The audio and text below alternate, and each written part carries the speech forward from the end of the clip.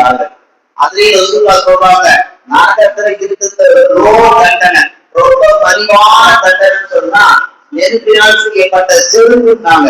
நல்லா கவனிக்கிறோம். மனிதன் நிம்மதியா ஓடுறதுக்கும் நடக்கிறதுக்கும் கால செருப்பு ரொம்ப முக்கியமான ஒண்ணு. பெரும்பாலும் எந்த காலத்திலும் பயணிக்க முடியாது, உலகத்திலேயே பயணிக்க முடியாதுன்னா நரகத்துல எப்படி அந்த நெருப்பினால் செய்யப்பட்ட செருப்பு போட முடியும்? அல்லாஹ் சொல்லுகிறான், இந்த தண்டனை ஈமானில் வராமல் போவதற்கு என்று. அதுதான் இருக்கிறது ஆரம்ப நோ தண்டனையா. அடுத்து சொல்லுகிறார்கள், நரகத்துல ஒரு வருஷம், அதாவது 6 மைல் தூரம் அளவுக்கு அவனுடைய நாட்டை பிடித்து இழுக்கப்படும். நாட்டை இழுத்தாங்கன்னா 6 கிலோமீட்டர் அந்த நாட்டு தூரமாக செல்லுமா.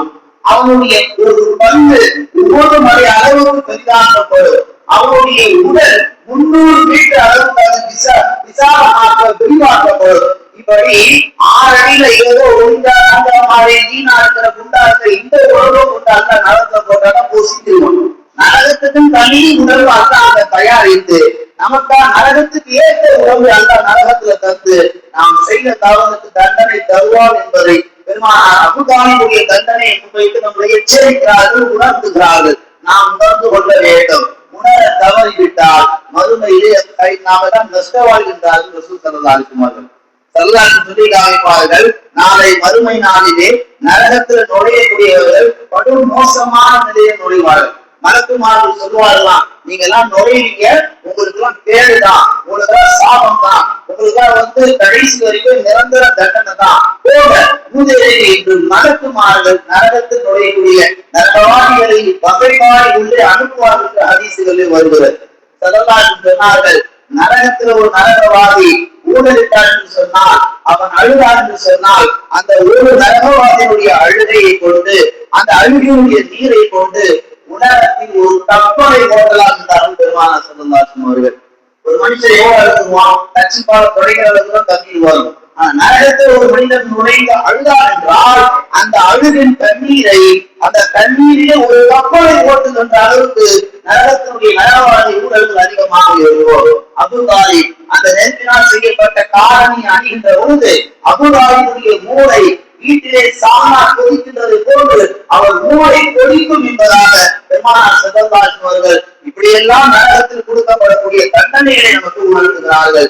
இறுதியாக ஒன்றை சொன்னார்கள் பெருமானார், உணர்ந்திருந்த நரகத்தை நினைவு சொன்னார்கள், நல்ல நண்பர்களை நீங்கள் தேர்ந்தெடுத்துக் கொள்ளுங்கள். ஏன்? மறுமை நாளில் அல்லாஹ் நல்ல நண்பர்களுக்கு முன்னால் தண்டிப்பது கிடையாது. நல்ல நண்பர்களுக்கு முன்னால் அல்லாஹ் நரகத்தில் போடுவது கிடையாது. நல்ல நண்பர்களை தேர்ந்தெடுத்துக் கொண்டால் அல்லாஹ் நண்பர்களுக்கு முன்னால் தண்டிப்பதை அவன் வெட்டப்படுகிறான் என்றார்கள் கண்மணி நாயகம் ஸல்லல்லாஹு அலைஹி வஸல்லம் அவர்கள். அன்பார்ந்த அல்லாஹ் நல்லடியார்களே, இந்த ரமலானுடைய கடைசி 10 நெருக்கத்தில் இருக்கிறோம். எனவே நரகத்தை உணர்வீர்கள் என்ற தலைப்பில் நாம் கேட்ட விஷயங்கள் எல்லாம் நாம் திருந்தி நம்மோடு இருப்பவர்களுக்கு உணர்த்த வேண்டிய கட்டாய கடமை நாம் இருக்கிறோம். அடுத்து இந்த சும்மாவுடைய 2வது தலைப்பு உணர்ந்திருங்கள். எதை உணர்ந்திருங்கள்?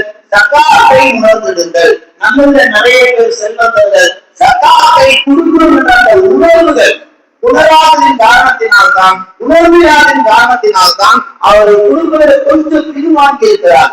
செல்வந்தர்களுக்கு அல்லாஹ் இந்த உலகத்துல கொட்டி கொட்டி கொடுத்தாங்கன்னா ஒரே ஒரு காரணம் தான், அல்லாஹ் அந்த செல்வத்தை கொண்டு சோதிக்கிறான் அர்த்தம். வேற ஒண்ணும் கிடையாது. உழைச்சேன், அப்படி உழைச்சேன், நான் மேல வந்தேன், நான் ராகுலோட வண்டி இருக்கிறேன், அந்த வசனம் தான் அல்லாஹ் ஓரமா வைப்பான். நீ சொல்ற அந்த டைலாக்ல ஓரமா வை. நான் ஒண்ணுக்கு செல்வம் கொடுத்தது ஒன்னு சோதிக்கேன்றான். வல்லதீனஹும் பிஸகாத்தில் ஃபாயிலூன் அல்லாஹ் அத்தகையவர்கள் யார் தெரியுமா? ஜகாத்தை முழுவதுமாக நிறைவேற்றுவார்கள். வசனங்கள் பேச மாட்டார்கள், தத்துவங்கள் சொல்ல மாட்டார்கள். இன்னைக்கு நிறைய பேர் செல்வம் ஒரு உச்சத்துக்கு வந்துட்டோம்னா ஜகாத்தை போய் கேட்டதில்லை, அவங்க குடும்பமும் வர்றது கிடையாது. அந்த அல்லாஹ் நல்லடியார்களே, இப்படி நம்ம ஒரு கூட்டம் அல்லாஹ் செல்வங்களாக ஆக்கியிருக்கிறான், ஒரு கூட்டத்தை ஏழ்மையாக ஆக்கியிருக்கிறான். 2 வித்தியாசம் என்ன? ஒரு 2 பேருக்கு ஒரே கிட்னியை கொடுத்தேன், ஒரு 2 பேருக்கு ஒரே மூளையை கொடுத்தேன், ஒரு 2 பேருக்கு ஒரே இதயத்தை கொடுத்தேன். ஆனா செல்வங்களை மட்டும் ஒருத்தனை உயர்த்திருக்கிறேன், ஒருத்தனை தாழ்த்திருக்கிறேன். இதனுடைய நியதி தெரியுமா? யார் செல்வத்தை பெற்றானோ அவன் சொன்ன வார்த்தை என்ன சொன்னா தெரியுமா? அல்லாட்ட எனக்கு உங்களை ரொம்ப பிரிக்கீங்க, ஆண்டா உங்களை ரொம்ப அளவுக்கு நேசம், நான் நீ படைச்ச எல்லா பொருளையும் நான் நேசப்படுறேன், நான் உன்னையே ரொம்ப நேசிக்கிறேன் அப்படின்னு அல்லாஹ் ஒரு வார்த்தையை விட்டான். அதனால அல்லாஹ் என்ன செய்யறான், என்னை பிரியப்படுகிறாய், நான் படைத்த படைப்புகளை இன்னும் அதிகம் நேச வைக்கிறாய் என்று சொல்கிறாய் அல்லவா, உனக்கு நான் செல்வத்தை வாரி தருகிறேன். அந்த செல்வத்தை பொறுத்து வருஷத்துக்கு ஒரு முறை நீ எனக்கான ஜகாத் கொடு. அப்படி நீ கொடுத்தீங்கன்னா நீ உண்மைதான் சொல்ற, நான் விளங்கிக்கிறேன்.